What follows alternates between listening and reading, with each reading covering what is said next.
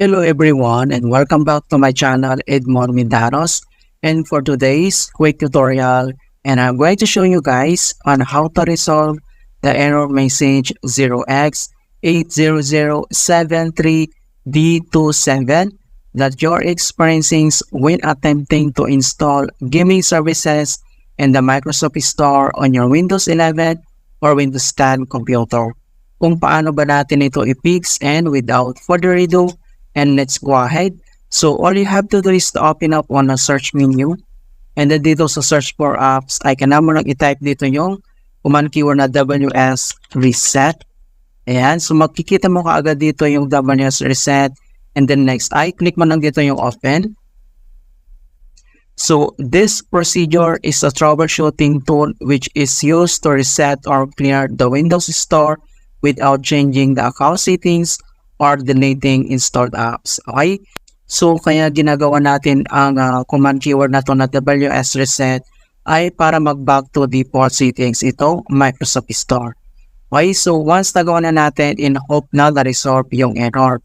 But if the issue still persists, so do this another solution. So, close lang natin itong Microsoft Store, and then dito lang sa search menu, and then dito lang sa search for apps, ay kailangan mo lang i-type dito yung CMD or ito yung tinatawag na command prompt. So, kailangan mo lang mag-right click dito and then sinek mo lang dito yung run as administrator if you receive user account control, and then click mo lang dito yung yes. So, dito sa administrator command prompt ay kailangan lang natin i-enter yung command keyword na sfc /scan now.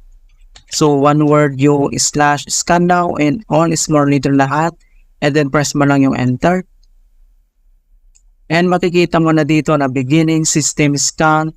This process will take some time. Beginning verification space of system scan. So dito ay kailangan lang natin hintayin na ma-complete ang verifications into 100%.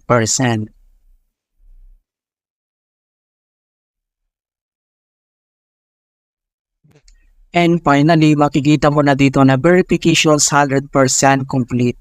So, ang next step, so close lang natin tong CMD, and then dito lang sa start menu at kailangan lang natin mag-restart. Okay, click mo lang yan. Alright, so ganoon lang po kasimple on how to fix error code 0x80073D27 when installing gaming services app in Windows 11 or Windows 10.